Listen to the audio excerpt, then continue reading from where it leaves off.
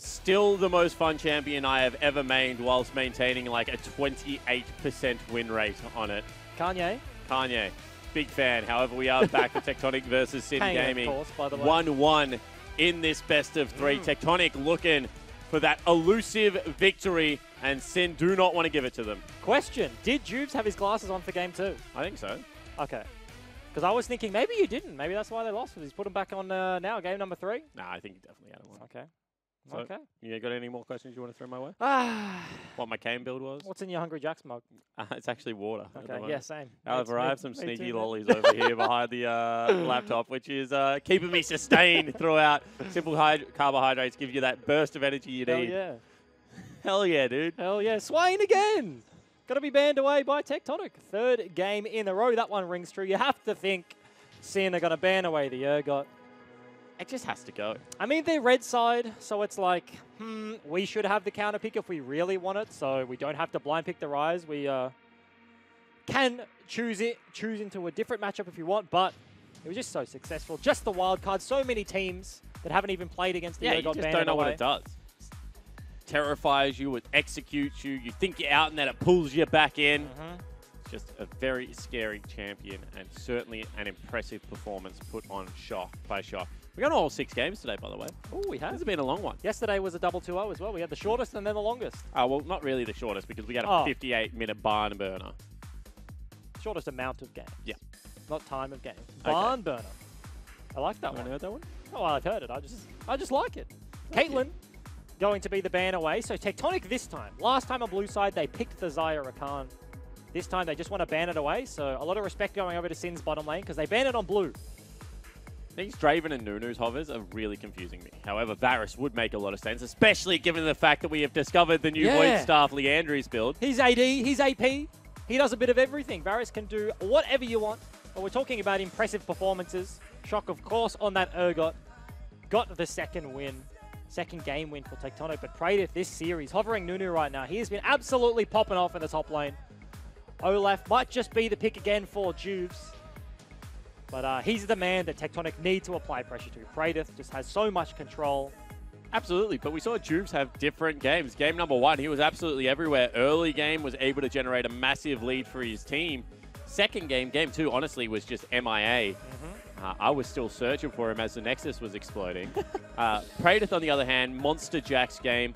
Monstrous in game number 1 on the Camille. He just has been winning this Bruiser matchup, and potentially that is an area that you can look to ban away.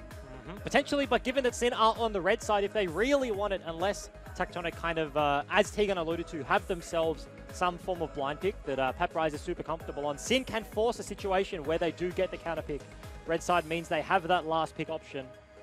Not just in the last phase, not the 5th pick, but the 3rd one as well. They can blind pick a carry, they can pick the Camille, ban away, things they don't want to deal with. And by the way, we keep talking about these super fun comps that these teams are going to play. Neither of them have played any super fun comps. That's a Braum. That is a Braum. Not fun at all. Jubes has played 3 games of Olaf. Swaith has played 3 games of Sejuani. The junglers really are... Yeah, they're loving life right now. Let me tell you about it. Pulling out all the stops right here. Yeah, look at that. Jubes is pouting his lips. He's having a good time. Vicarious is ruining his life right now, but it might just be what we said. The Camille, 3rd pick here. Potentially just pinch the top lane pull. Swain has already been banned away. And it will be interesting to see what they do. It will be the Fiora once again. The Fiora. That's super interesting because I was like, I think they're just confident that Praedyth will be able to win a 1v1 with Camille. But obviously not the case. Even if it's like a 60-40 like skill matchup or anything like that, it just Praedyth seems to be in Pep Rise's head right now. He's had 2 very rough games. So you'd think that the confidence going into game 3 should be in favor. We haven't also mentioned Dodo Sin is currently popping off in our ears right now. Sin Gaming. I deliberately don't mention it because Benji, Matt the producer, and Richard Chow, our sound guy, love this song so much. I actually was through the birth of this crappy tune. And I have no idea where it came from, but wherever it did, please put it back there when you're done with it. Put it back in Urgot's belly. Eat it up. Put it in the furnace. Atlas and Fish were the 2 fans of Dodo Sins, and I feel like I have not continued the legacy of play-by-play casters. I'm not a fan, but that's because I was a player, and this is like a Sin song, you know what I mean? And I was on the Chiefs, and I'm just like, man, why does Sin get a song? It's technically our Game 5 song. We used to play it when we went into game 5s, and also every time the OPL was about to start. But it says Dodo Sin, so they've just claimed it. Then it almost says Bring the Fido as well. Yeah. So it's pretty close. Pretty close. Kuden gets himself a little bit of a Soraka hover. The Zillion, shout out to Shock. Yeah, potentially. Or shout out to Kuden. Oh, yeah, he's played that one. I don't know who that's a shout out to, but it's got to be the Tahm Kench locked in again. Come on, pick some fun comps. Get off the Olaf Sejuani, Braum, Tahm Kench. Give me a Thresh. Get me something. But it will just be the Tahm Kench ever pickup. played Thresh? Yes, in solo queue, I've seen it. I'm not sure about in the competitive game. We'd have to look that one up. Yeah, I'd have to look it up as well, but I'm going to go off the top of my head and say no. So it would probably be a Rise last pick here, unless Shock wants to take it. He can also blind Cassiopeia and just throw the gauntlet. Yes, but before we even get to the mid laners, because they haven't been picked, it is going to be Camille versus Jax, but the flip side. The flip side of the matchup. So this is a huge confidence play out of Praetor. If he can somehow win the 1v1 of the top lane, he can get ahead on the Camille. He would have just slapped around Paprise on both sides of the matchup. However, I remember when Chippies tried to do this to Archie on GAN, and Archie beat him on both sides of the matchup as well. So super interesting coming in here. It's actually going to be an Orianna lock-in. Lux was hovered for the longest time by tilting, and I actually think Lux is in an okay spot at the moment with the changes to tier. Okay. Has good long-range farm. Her ultimate gets 50% of its cooldown refunded if you kill someone with it. Not to mention, you can just go ulti-hat in easy matchups. You don't have to go the mana flow. And you can do the Karma where your ulti just gets real low. You go tier on Lux now anyway, so you can just go ulti-hat anyway. You don't really have mana problems when you just have infinite mana. It's going to be Bedoink. Flashback to game 1, picking up the Zoe once again. It was into the Azir, but now the Orianna should have a bit of a better time, I feel like, in the mid lane, especially early. And I like the Orianna pick right here because it makes Jax a good team fighter. Because if Jax jumps in with a ball, he may as well be a Malphite at that point because people are going to fly everywhere. It's a 2-button Malphite. Yeah. It's a Q and an R, not just the R. But I feel like the Orianna does another thing as well, Jay. You know what that is? She does AP damage. Yes, she does. That means Low's going to go probably a normal build. A normal build. No Leandries. Although no the build worked last game. I mean, you hate, but he got a triple kill with it. He did. And I'm a results-focused caster, so even though I know it does less damage, it does enough damage for a triple kill, Bryce. Okay. How much damage is that, by the way? I don't know. Tell me. Give me the number. Roughly about 6,000. Okay. That was a cop-out. I mean, like, yes. I can't really argue with that. But there we go.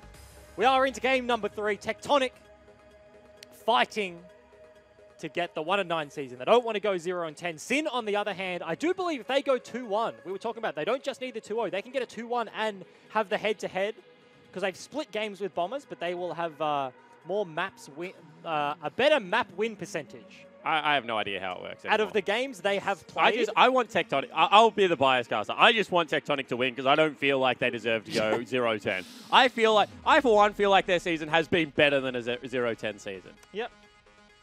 Potentially. Well, I mean, not potentially because they haven't won the game. So the proof is in the pudding, as my old nan would say. However, we are on to Summoner's Rift. Game number 3 going to be Tectonic taking on Sin Gaming for one more time. Just like Elton John, these guys keep coming back for more. Dream fishing for some klepto procs. He swapped with Bedoink. Said, hey, Zoe, get the hell out of mid lane. I want to get some Q procs. Wants that sly little sack of gold. Probably also wants himself an, what is it? The level up potion. The level up potion. Yeah, get one of those. Skill up potion or whatever it is. Yeah, that's bollocks. Is he going to land the Q? Oh, he doesn't throw it blind over the wall. He might just Q the bush, but... Tilting. He's dodging in and out. Yeah, mind game tilting. Mind game. Ooh. Back and forward. No. Do-si-do. He's hitting in the bush. Oh. Q just misses. You hate things to go see out. it. Does tilting move? That's the mind game. If they're throwing things into the bush, but you feel like you have to hold the space. You just shuffle like two chemos to the right. If he misses, do you go to where he misses, where he threw the skill shot? Because he's like, oh, they weren't there. So he's going to switch it up, or do you stay in the same spot? I don't know. You're the pro player. What do you do? It's always interesting. I like going to where they last threw it. Because I feel like the percentage play is like they're not going to throw it in the same spot Lightning twice. doesn't strike the same place twice, says Ejim, as he gets hit by lightning. Juves. Oh, game number 3. Ooh. He's retired the pink chroma. He has. He lost on it, so it goes in the bin. Just like Swiper's pink shorts back in the day. As soon as he lost with those ones, the superstition was over. They hit the bench. Juve's got to do the same thing with his chroma pack here. We have a Godstaff Jax player. Hey. What are your thoughts on Godstaff Jax? I like Fisherman Jacks. You like Fisherman I Jack? love Fisherman Jacks. That's Really? so funny, slapping people with a fishing rod. Do you play Jack? I used to. Really? Back when I used to play top lane and I used to think I was good. Did you play top lane? I did. I played Udyr. I played red pot like Udyr, cheese you at level 1, and I thought I was really good, but actually it was just like a cheesy strategy that won you every 1v1. That is actually hilarious. And I played Jax. This is on like the NA server, and I think I was gold platinum. Yep. Yep. All right, that's and impressive. then I switched to support, and then I moved to OS, and I got challenger, and there we go. Hats off to you. That was the start of my career. I also thought I could play mid Italy, but I just couldn't. It was not good. They've both burnt pots, not pots, wards on the top side because they knew that Juves was going to start blue buff. Swaith is tracking down here. Juve's going to spot him out with a ward, so...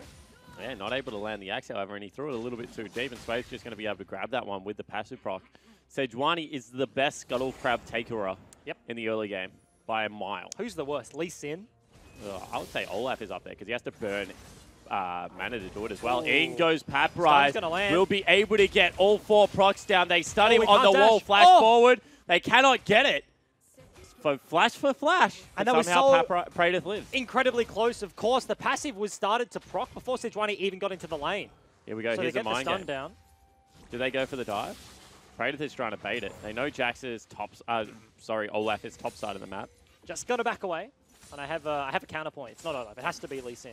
Why? Because if the Scuttle Crab outplays you and dodges an axe, you're like, oh man, I'm going to pick it up. But if you're Lee Sin and the Scuttle Crab outplays you and dodges your Q, yeah, good luck. But you Q for the execute. Good luck. It does a bit of damage, man. You max that one. Yep, true. All right, cool. Anyway, bot lane. I actually hate any jungler that you have to burn CC on the crab to take. So Elise, for example, would be one that I do not like. Because you have to kind of cocoon it. After the first one, you cannot. But after that, you have to use it. And then if someone runs into you in River, you're like, I really wish I had cocoon right now. Absolutely. You have to commit to the fight. You have to hard commit to the Scuttle Crab. That's not something you really think about. Juves is sitting in that bush once again. Of course, Shock has no cleanse, but he's walked all the way back to base, or probably recalled as walking back to mid. Walk back to base and then walk back to mid lane. That is the long way to do it. Yeah, probably not. Should have bought a teleport scroll. However, in the mid lane, you can see the cannon creeps are just killing each other. Bedoink is going to bubble him up the wall. It does not land, and Juves immediately. And now Bedoink just misses a cannon creep for no reason at all. And 2 caster creeps. Juves wastes a lot of time. He's about 2 camps behind right now. The entire time he was sitting mid, Swaith was farming on the bot side. Neither jungler has recall, so he's going to take away the wolves of Tectonic, but wastes a fair amount of time for a potential gank. Does not. But that's just not a high percentage play. That is like almost a desperation play at 4 minutes into the game. They just wasted so much on the map right there. Is Praedyth dirty farming? He is. Sejuani is pathing to the top side, but he does have Juves actually. He's behind another the mid lane gank in the mid lane. That time they get the flash burnt out. So very nice return gank from Juves. That one was a better play. Makes a lot of sense there. Praedyth as well. Doesn't stick out between the turrets. He backs off pink towards his river. So he actually pulled the wave, is what he was doing. Stacked them up nicely. So that means it'll push back into him. So obviously without his flash, he's very scared. Trying to get that one as Swaith is tracking towards top side. Maybe just didn't show because he dashed over the... Oh, that's so good timing on that blast plan. Now he's in behind. Praedyth, you should be scared. They do spot him out, however, and in goes Swaith, able to knock him off the wall. Not able to get the stun, however. Well played by Swaith, but unfortunately the distance between Jax and Camille was too large. Can't connect with a follow-up CC, so Praedyth, no flash, but does avoid the gank right there. But it is about sending a message as well, which is we're not going to let you pick on Paprise for the 3rd game in a row. Like, you're going to have to play this one from at least 50-50, my friend. That's the thing right now. We'll be basically evening out the CS scores for the most part. Paprise sitting on a big minion wave here, trying to push it in. Bot lane, time catch first Tilting didn't jump very far. Yep. Of course, Braum W lanes you closer. Whichever target you pick lanes you closer to the enemies. So sometimes it's just the worst thing in the world. You don't want to be jumping into the time catch, but sometimes when you want to defend your AD carry from the enemies, then jumping in between is pretty good. Actually, a turret dive top lane. Paprise goes for it. We'll take a turret shot, and Praedyth returns fire a little bit. However, Paprise is certainly winning out on this trade. However, now uses the ultimate. Can he get the second proc of the Q? In comes Predator on Jubes, and he's running super quick, but he's doing the do-si-do. Which way am I going, Jubes? However, then he jumps on his head and will take him so incredibly low. Jubes goes down, but first blood has been achieved by Praedyth.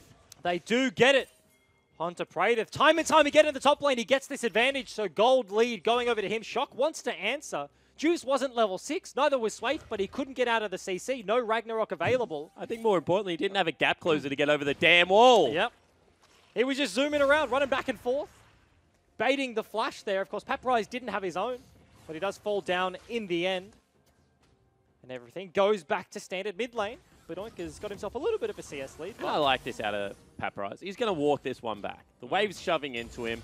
This isn't a tilt TP play. He's going to get as much of it as he needs. Doesn't want that one again. Yet. And he's just going to walk this one back. He has his flash about to come back off cooldown. And I like it. Very disciplined, nice play out of the top laner of Tectonic. But it's interesting to talk about the similar matchup, or the exact same matchup topside. Now the Tiamat looks like it's a decent purchase in this situation. When you have the priority in the lane, when you get access to the wave first and you can push it in. Yep. Juice has been playing towards the top side here, so it means he will have priority more often than not.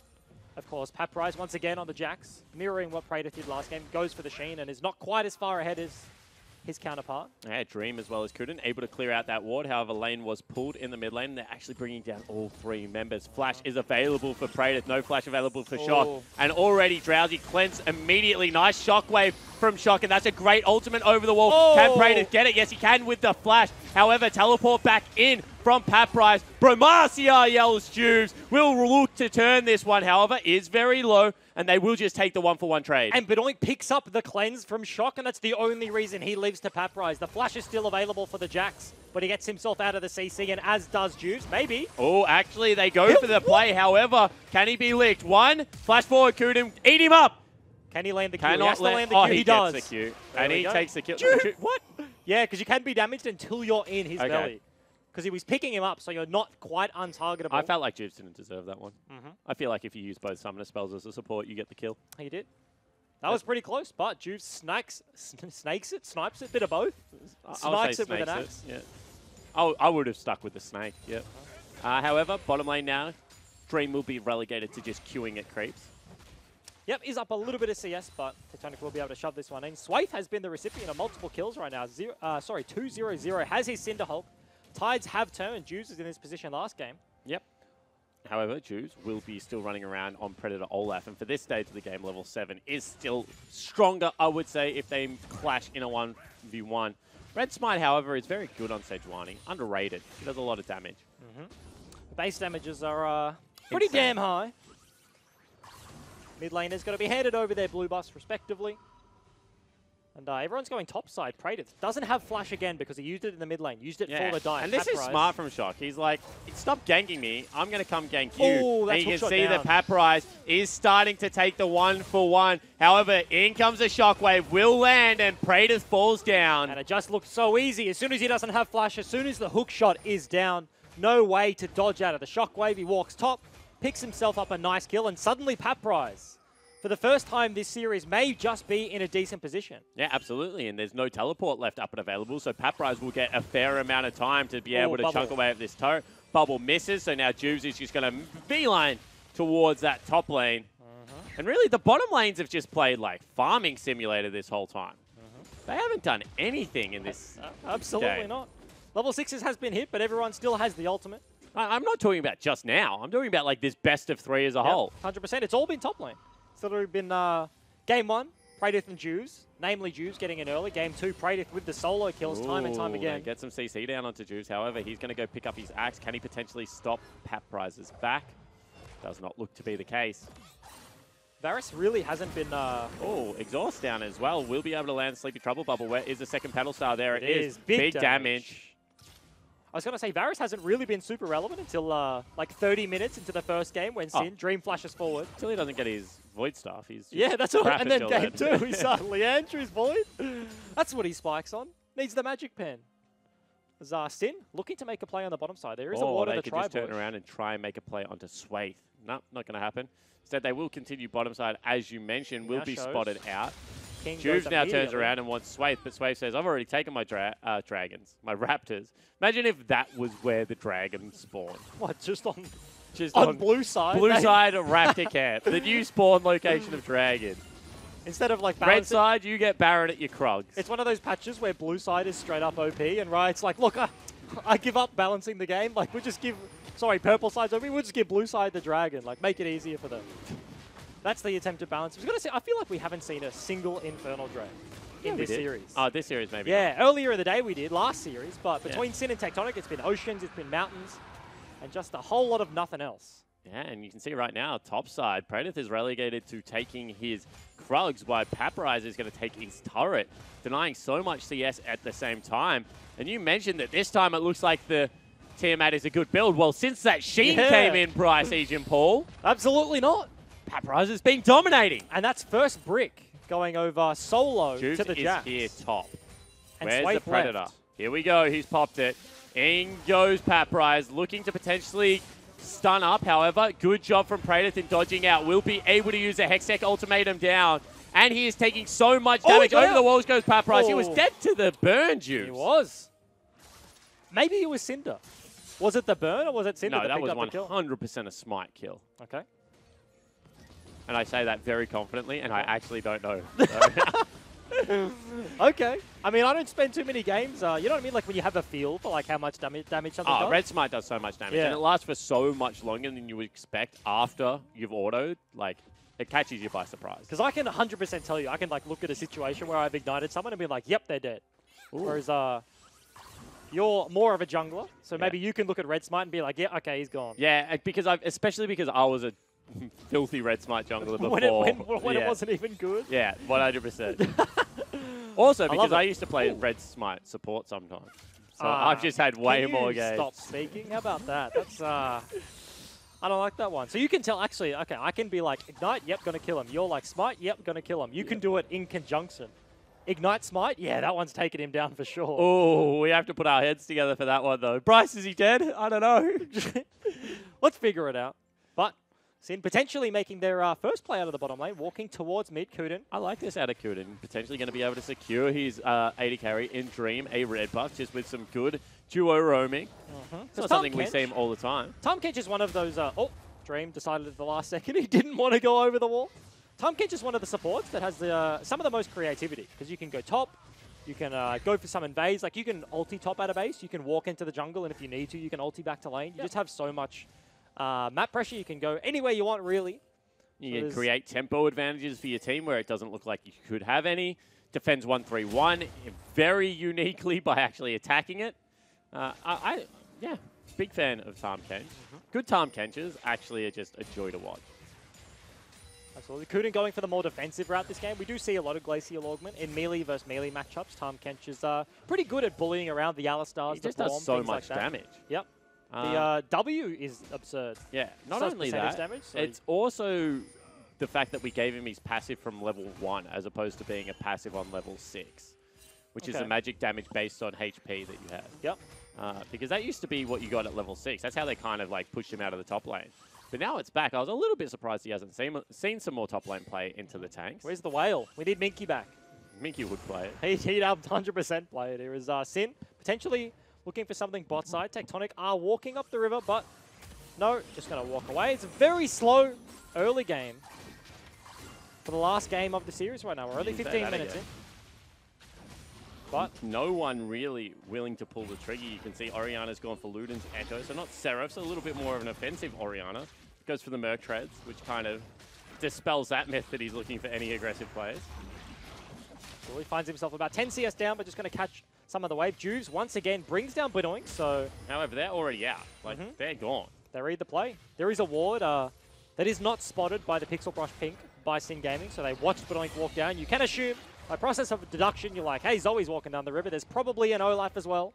So Tectonic's bottom lane, they play pretty smart. They back away behind their turret, just going to take down some golems, potentially clear out some vision as their team gets the Rift Herald on the other side of the map. Yeah, absolutely. That's the correct play to go for. You lose a little bit of farm, but you'll be able to catch it back up by the global gold that Rift Herald's going to be able to net you. And it also means that you are not the play that they can make. Shock was back in base. They can't aggress onto him unless they want to do something really silly. top lane was frozen in Praetor's advantage, so Paprise wasn't able to access it there. And so bottom lane was the obvious spot for Sin Gaming to be able to go. And they do the right thing, they just back off. Jax Dragon will be spawning in about a minute and 20 seconds. Gold lead between these two teams. Just a little bit over 1,000, so not much really separates these two for the time being. But Jax just based, got himself the Ninja Tabby, got himself the Triforce. Yep. He's absolutely huge at the moment, playing against components on the side of Praetor. So you've been playing a lot of solo queue lately. What have you been playing? Are you still on the Bard hype train? Man, I'll hold that thought, actually. Nah, it's good. Oh, actually, no, he goes back in Sleepy Trouble Bubble. This time will land. That was actually the Shockwave, and in comes Tom Kench as well. Nicely played by Kuden. This time he definitely deserves it. No, will not get it.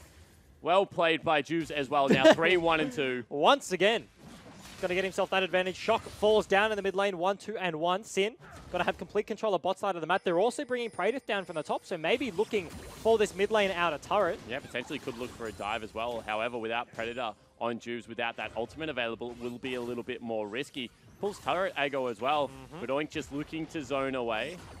This is a fizzle. It is a fizzle. Sejuani Braum, probably not the best champions at defending a turret, but with Jax, as we talked about, he is 1-3, but he has hit his spike right now, so he's walking down the river. It threatens Sin, they walk away. Yeah, absolutely, but they might get bottom turret damage here, and they could also potentially get themselves a dragon on respawn. Juves is here, in goes Dream. Not able to land the ultimate, otherwise it definitely would have been close to a kill secure there. Tectonic are bringing multiple members down, though. Have their teleport as well, Sejuani. Still in the top lane. Low is pretty low right now. Got to get healed up a little bit from the Relic stacks. That's not something you really think about a lot from Relic. You think about the execute. Yeah, push priority, but they give a little bit of health back. But not too much. Low going to struggle in this matchup until he gets any form of reset. He does have the Doran shield, so ever so slowly will be able to regen back up. Dragon has been spawned, so second Mountain on the cards again. No Infernals for either of these teams. That's cute out of Bedoink. He knows that right now Praetor probably is about to claw his way back into that 1v1. He's picked himself up his Trinity Force as well as a Tiamat. And so he checks a red buff. He makes sure that the Jax isn't doing anything incredibly sneaky to get an advantage in that matchup. I like when mid laners help out around Summoner's Rift, and Bedoink's certainly done a good job of that today. Dream. Lands the Q. Fishing for Klepto procs. Did he get one? Don't know. How many biscuits did he have? He could have got a Bicky. Yeah, potentially. That's my most annoying thing about Klepto, is that you only think about it in laning phase. Because once it gets out of laning phase, they just all auto-proc. And then all of a sudden, you're like, oh, crap, he just got a red potion off my, me face tanking a Q. I thought I was doing the right thing, but little did I know, Riot Games hates me. You're not glass half full. I'm really not. You're just glass empty. It's not even half empty. It's just gone. That's a very nice check there. And they actually might be able to get onto him. Paprise wanted to check. However, now Predator in the mid lane. Just outs through his mid laner, Bedoink, on the Zoe once again. Second time we have seen it this series. Looking okay for the most part, but Sejuani down bot. Damage out of low, and they're going to be able to turn this one around. Teleport will be used by everyone trying to get into this bottom lane. They focus out at the time, Kench. That's definitely the right choice. Zoe is here first. Paprise joins. Dream is going to be stunned up, but Paprise falls down, and now tilting is a little bit too deep. Turret was taken by Juves, and now he will stream into this team fight. Shockwave lands onto 2 people, and now they will be able to pick up the kill onto Praetor. Juves has to flash away, and Swathe is trying to hold that stun. Will be able to land. However, Dream now wants to re-engage, but Doink will be able to get a snipe. No, he won't be able to get a snipe, and somehow a Rift Herald was dropped in the middle of this, and was just kind of chilling, and now people are wailing on Shelly, and she's like, I just wanted to party too. That's got to be the 2-for-2 trade. It was looking good for Tectonic. They get the proactive play. They get onto Kuden. They take him down. But because it's 2 TPs versus the 1, Paprise finds himself in the middle of multiple Sin members. He just died immediately. Shock's walking down. He's like, guys, I'm coming. But unfortunately, it was not there yet. So they equalize in a situation they probably shouldn't have been able to there for Sin. Absolutely. One thing I do want to point out is the fact that Swathe is 50 CS. Actually, that's a time Kench, so let's not talk about that. Actually, we can because he flashed away. Good flash from Swathe. He's 50 CS up over Juves, and he's 3-0-1 as well. He's a monster, Sejuani. He's taken 2-3 games. He's had a lot of warm-up on the champion, and all of a sudden, taking complete control here. Leaves Tectonic in good stead to pick up this 3rd game, but of course Sin have themselves within reach of the gold lead right now, only 1,000 to have the double Mountain Drake. That always spells good things going into the late game. We saw Tectonic game number 2 was so decisive with their Barons. They pulled the trigger on multiple. That was potentially the reason they found themselves the victory there. Absolutely. So Sin, lucky to have that in their back pocket right now. Right now, they don't have the best Baron taking comp because this time, you're very squishy. Zoe does not do all that much Baron damage. And we've actually seen a Sheen pick up for Badoink. Really buying into this fact that a lot of the damage is now into the passive. He's not an AP Nidalee Zoe. He's a Fizz Zoe. Nidalee used to buy Lichbane. Oh, if you land the spear, and then, yeah, okay. Did she when she was AP? I have no idea. I feel like when you were like an AP mid Nidalee, you used to go with Themes like back you wouldn't then go it was melee. broken. Right? Yep. And then you would go probably Deathcap Void Staff. You sound really excited about the prospect of that. You are a big Nidalee fan? No, I hated the Themes. Okay. Themes used to give like so much MR as they're looking for him. Behind. Actually, maybe able to one-hit him here. Oh, Will nice dodge out with the ultimate and just gets him. Praedyth is such a skillful player on this champion, and now tilting will be stunned up. That's a double kill. Well played, Praedyth. And we were just talking about the double Mountain Drake. Suddenly, they have a shockwave chance over of the wall. Baron. That's a big shockwave. However, very nicely done by Dream to be able to get out. And this could be the Baron right now. But because he doesn't even have his second item yet, the Lichbane is finished by Zoe. The shockwave now suddenly on cooldown, and the Baron is being contested. This is going so quick. Yeah, exactly right. It's already down to 3,000 health. No shockwave to try and steal. Swathe will be chased away. That's the Baron pick up. And all of a sudden, what was a slow early game, just a few kills traded to either side. Praedyth, he sacrifices the bot lane in here. It only goes down to half HP. Paprise can't stick around, but he sacks the 1v1. He gets the pick. Potentially dive shock right here. You can see Juves was posturing aggressively forward. Had Predator, had the ultimate available as well. No shockwave. They could have just run at shock, and there wasn't all that much he could do, but they didn't. So I'm talking about something that did not happen. However, now 1,000 gold lead for Sin Gaming. Has been the swing there. They only have one turret, so there is so much standing gold. Interesting to see if they do opt in for the 5-man death ball down the lanes, or if they do go for the split push with a Camille. Yeah, Swaith's gone for the Warmog's pickup. He has got just over 3,000 health, maybe from the Ruby Crystal. Yeah, he's level 12, so it's a little bit late, but also the Ruby Crystal might just pop him over the edge. Yeah, generally level 13, 14 is when you get the 3,000 health without a Ruby Crystal. Wonder if you can run something, no, like, because everyone runs Resolve. So maybe there's nothing there.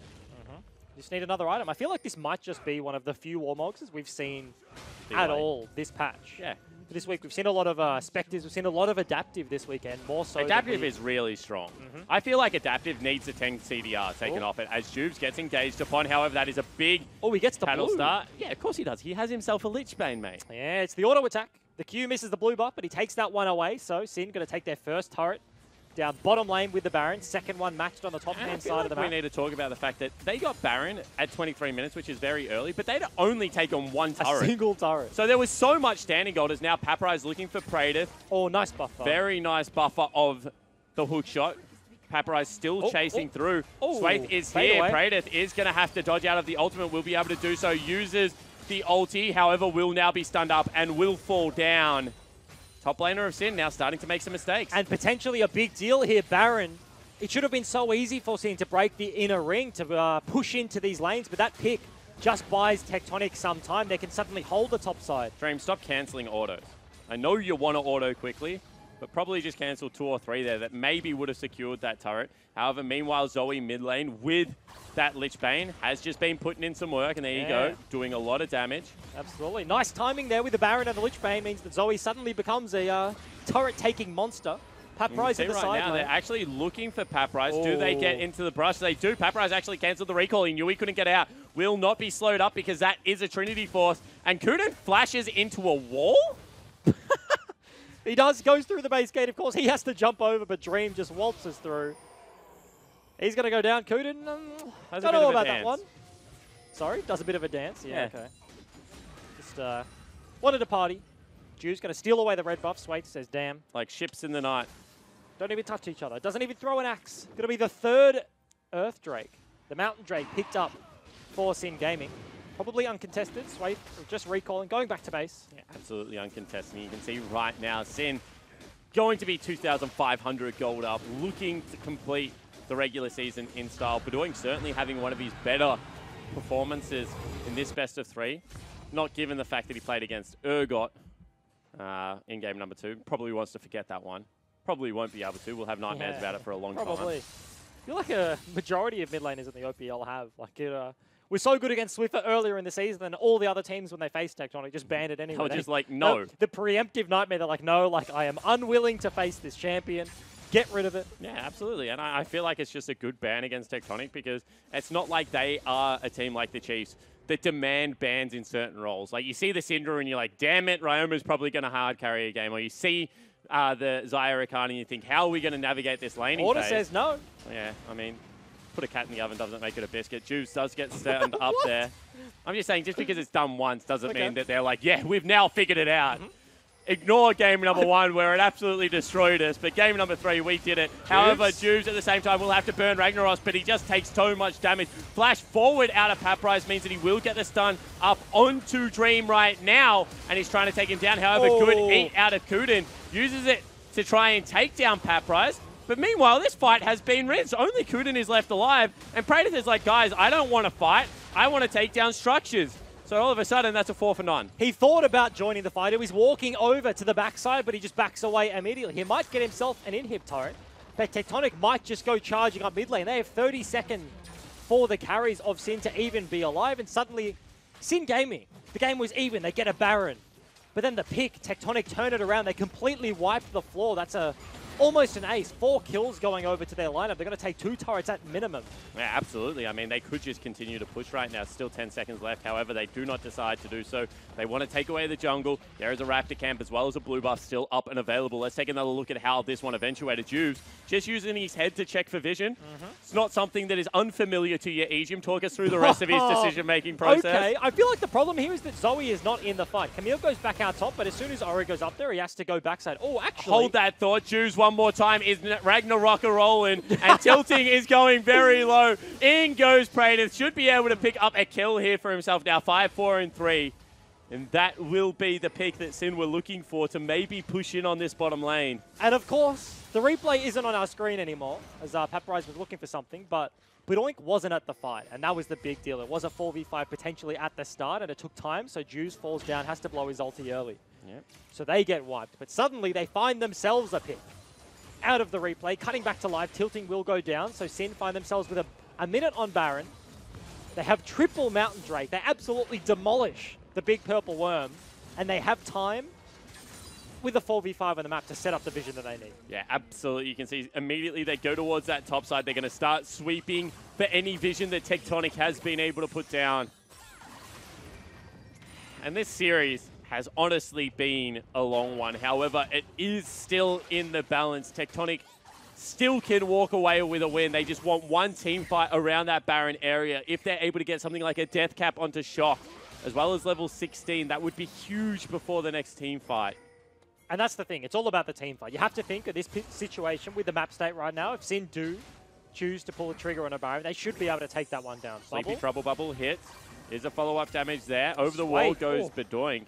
Swaith blocks it, but honestly, that's for your main tank, that is a lot of damage that the Zoe's already dishing out. He has Warmog, so he will heal back up, but Void Staff coming through means the Zoe is absolutely hurting right now, and he's gone for the Lich Bane as well, so... That's another Sleepy Trouble Bubble landing, however, he missed the follow-up. Paddle Star.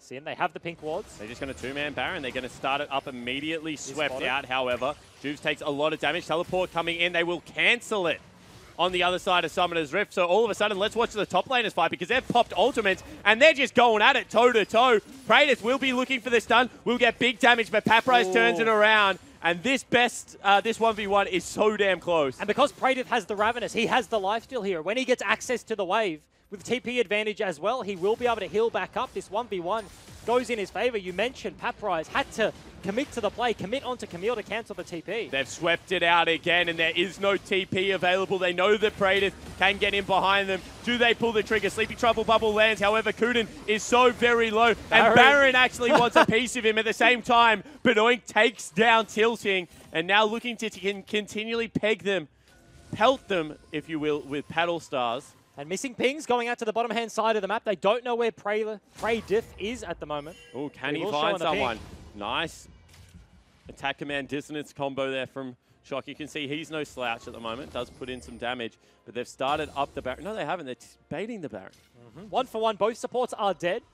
So Praedyth did channel the TP. Bubble is in range right now. There it is. It lands. Can they actually get the damage out? That will be a huge paddle start, and Sway has gone down. Shut down by Bedoink, and that should be the Baron. And both supports dead, and neither of the teams want to pull the trigger on the Baron. But suddenly, with no smite, Sin, triple Mountain Drake. It's gone.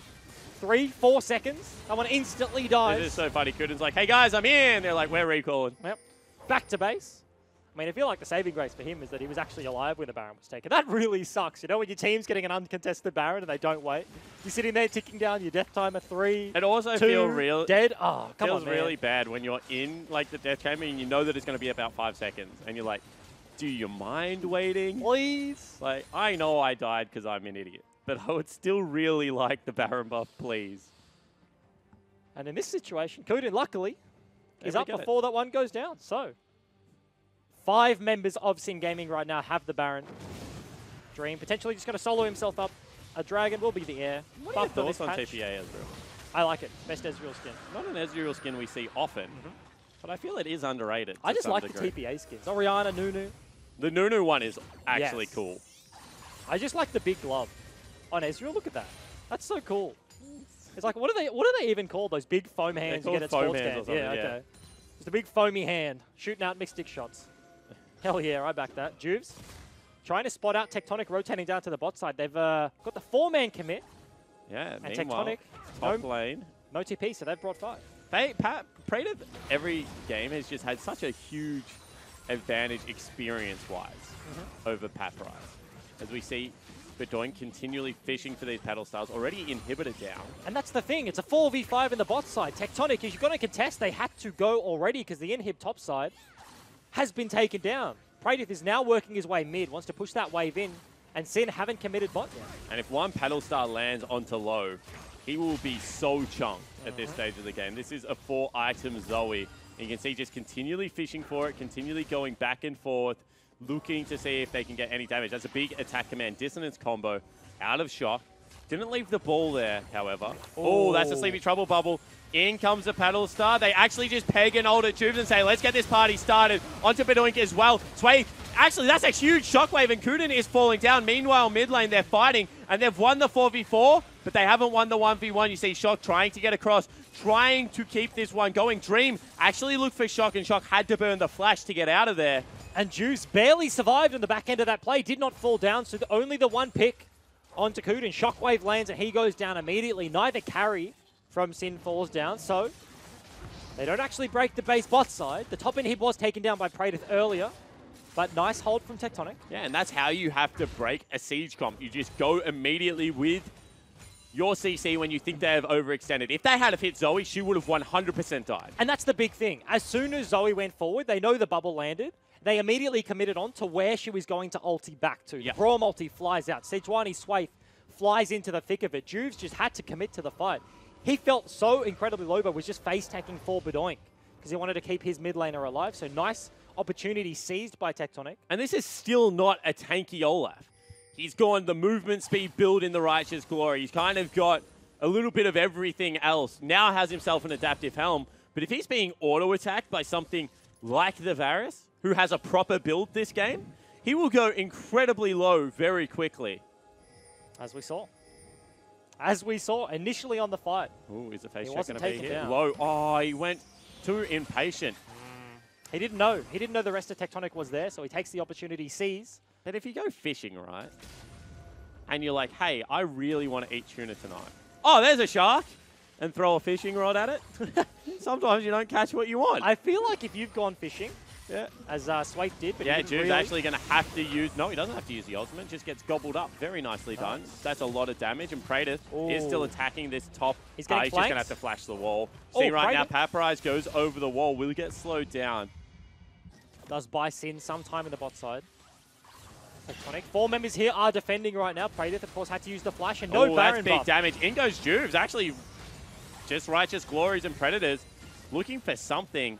It's not going to be there. Maybe just trying to play decoy whilst Praedyth goes into the mid lane turret.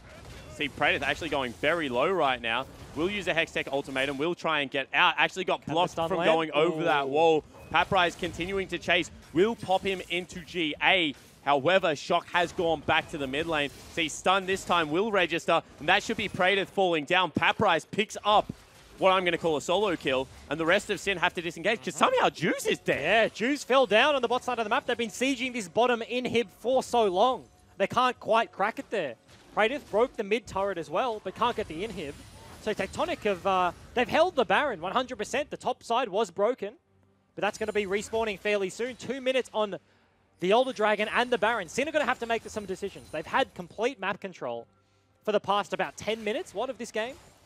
And now we saw it in the AV Direwolf series. We saw the decisions being made. Do you fight for the Elder Drake? They have 4 dragons already. Do they prioritize the Baron over that one? I think you have to go to the Elder Drake because you've got open inhibitor. There's no way that Baron really is doing all that much for your team at this stage of the game. I think that really what you're looking to be able to do is grab the Elder Drake, grab those combat stats, because you're losing fights now. The Orianna has come online, about to get a Void Staff. You see that Low is actually incredibly fed. He's going towards Infinity Edge. There is now a clock on this game for Sin Gaming because they will get outscaled. Now I have a question. How do you catch a shark when you throw your fishing rod at the shark? When you don't throw your hook in, when you don't put the line in? See, what the trick is it gets distracted and you dive in after it and drag it out Oh, with your hands. Okay. Yeah. You smart ass. I needed a time. They just fought immediately. I wanted to call you out in the spot, but luckily... Oh, actually that's an ulti onto Kuden one more time. Has to burn the flash. Will be stunned up. Sleepy Trouble Bubble lands. They're just going to shockwave for one member because they know all the buffs are coming up and available. There's no way Kuden can get out of here, and they're just not returning enough damage. Sleepy Trouble Bubble hits one more time. We'll be able to pick it up, and now Juves has got the flank. They're corralling them into the corridor. Sleepy Trouble Bubble lands, and Pop goes low. Swaith will join him in the death chamber, and they should just be able to turn around, kill the AD carry. Cancel of the TP means that now, Shock, unfortunately, you were stuck between a rock a hard place and a lady with metal legs and will fall down. And with 4 members dead, you'd expect Sin to maybe end the game, but instead they just want to go monster hunting because it is a very good game at the moment. They'll grab themselves an Elder Drake. Surely they commit to 1 buff, they're going to commit to 2. But what looked like such a good pick out of Tectonic, it's a 4v5. They take down Kuden early. Surely Praetor, with 4 dragons and an Elder Drake buff, wins that 1v1. But he backed away. Just wanted to play the number game. He is. Sin have made a very strong, hard and fast call. They didn't want to end the game. They didn't want to try on the spot there. They want the double buffs. They are really savoring their time in the OPL. They are. You know, we've talked about it a lot. This could be the last hurrah. And they are really just making sure they are making every moment count. They won a long one. And we've had 2. Approaching 40 minutes here. Sin. 2 open inhibitors. They've been bot for so long and they haven't been able to crack the turret, but it is incredibly low. Now with a Baron and an Elder. I might not be able to get my roast tonight. Maybe not. Maybe not. I feel like we have more important things, Jake, than your roast dinner that you're ever so worried about. Is there really more important things than a good roast at the peg leg? I don't think there is. Maybe not. As we actually see Sin now with both of the epic monster buffs circling them. They've got 4 Drake Elder. I mean, they're mountains. They sneeze at, like, they look at turrets and they fall down. That bot lane turret is literally probably 1 auto attack away from death. Their foundation just crumbles underneath them as they see the Prolaf with the referee jersey on. Yeah. Here's a question. Do your minions get buffed up by Mountain Drake? I'm not sure. I feel like probably not. Oh, they actually want to fight here. You see Swaith immediately posturing forward with the ball on him. However, Sleepy Trouble Bubble lands. They're going to have to body block. They actually just use the cleanse. In goes Stream, potentially an area of counterplay. You can see, meanwhile, in the top lane, Paprise is being chased out. Inhibitor 1 will fall. Inhibitor 2 now under fire. Sleepy Trouble Bubble one more time lands. But doing so low health. Swaith, however, gets popped on the back end.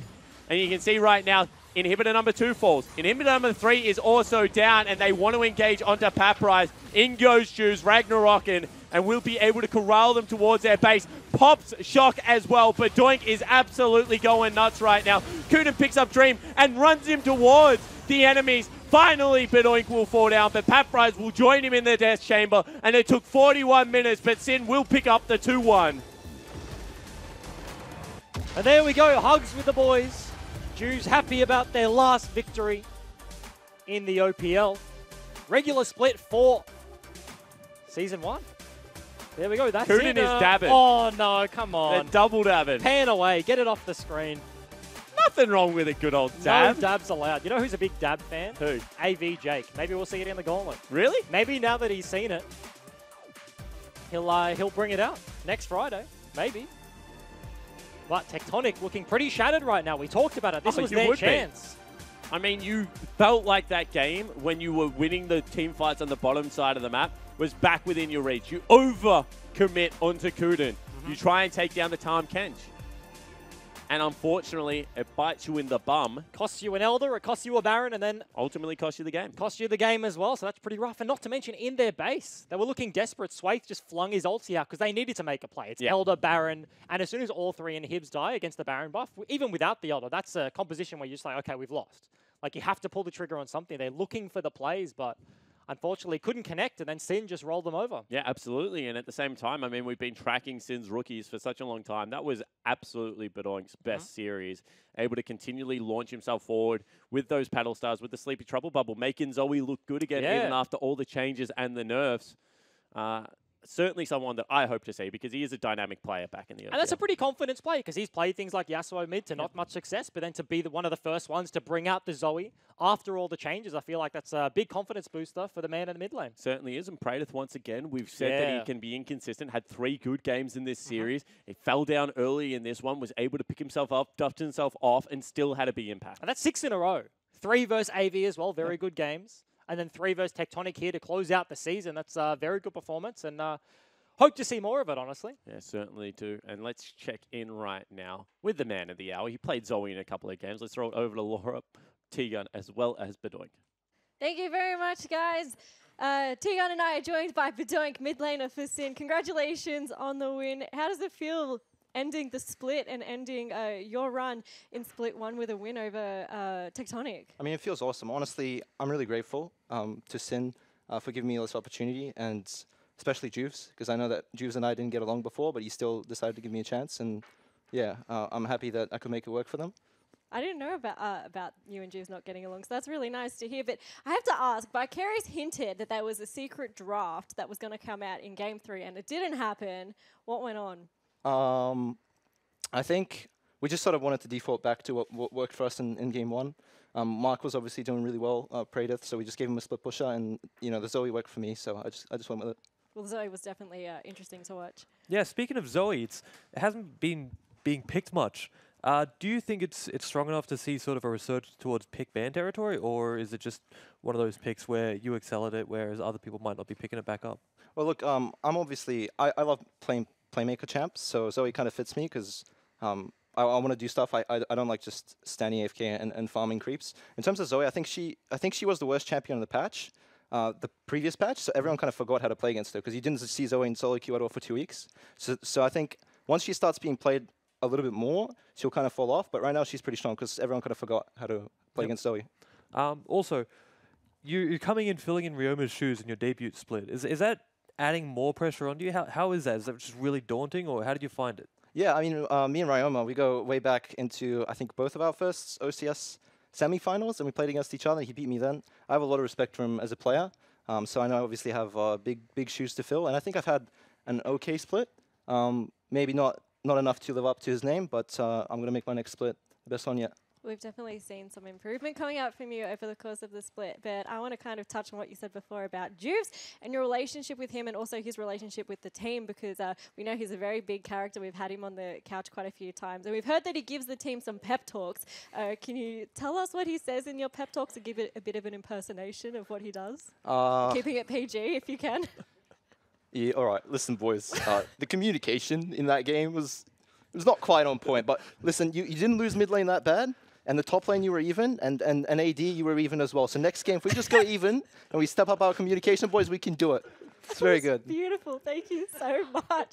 And something else I wanted to ask is during Champion Select, we saw Coonan making an M at the camera. Do you know what that was? I think he was just trying to get his name out there. Mike Lee. Oh, Jake thought he was saying like moo or something, Yeah, like he wanted to play we were all Alistar. confused as well.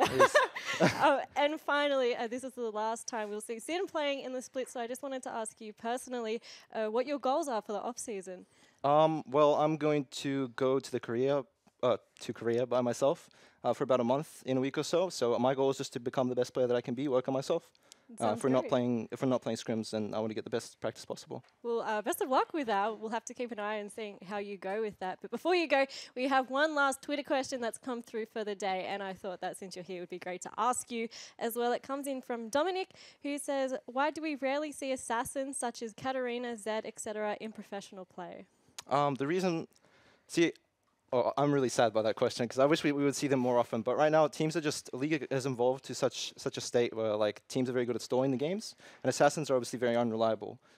So it's kind of hard to make them worth. And the thing about competitive is why people don't like RNG and stuff like that is because you want to go into a game having all the variables planned out, and assassins it's very risky. It's sort of 50-50. You're always going for solo kills. So that playstyle is never going to be meta unless it's really OP. It's either OP or it's not playable, sort of thing. Do you agree with that?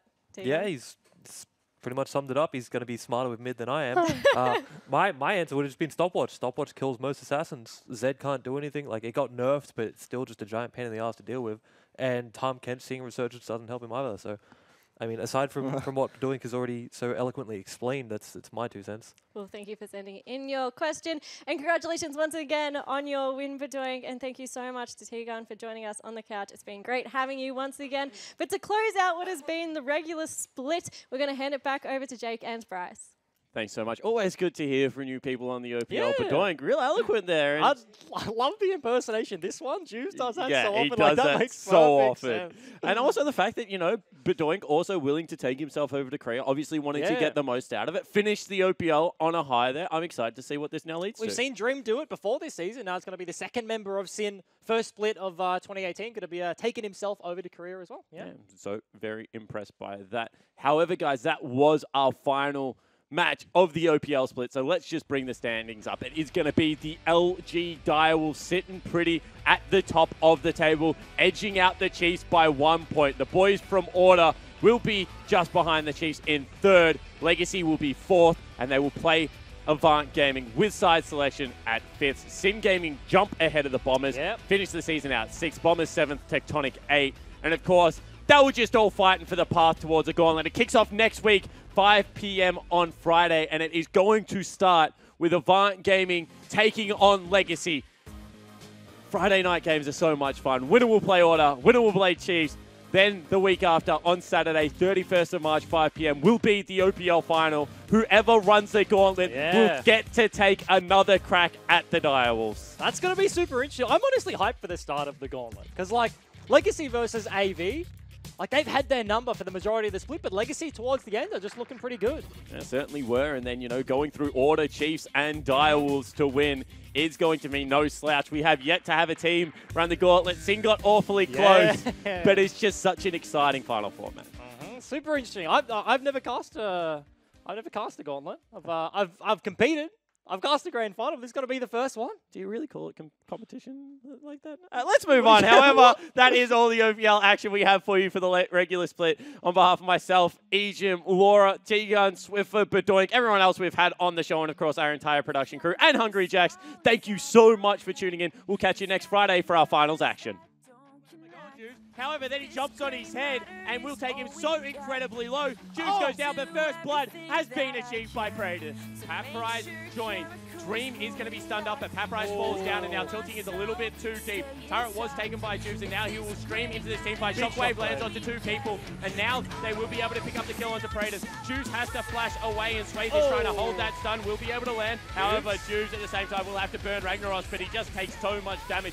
Flash forward out of Paprise means that he will get the stun up onto Dream right now, and he's trying to take him down. However, good eat out of Kuden, uses it to try and take down Paprise. Do they pull the trigger? Sleepy Trouble Bubble lands. However, Kuden is so very low, and Baron actually wants a piece of him at the same time. Bedoink takes down Tilting. They're corralling them into the corridor. Sleepy Trouble Bubble lands, and Pop goes low. Swathe will join him in the death chamber, and they should just be able to turn around, kill the AD carry. cancel of the TP means that now, Shock, unfortunately, you were stuck between a rock, a hard place, and a lady with metal legs. Finally, Benoink will fall down, but Paprise will join him in the death chamber, and it took 41 minutes, but Sin will pick up the 2-1.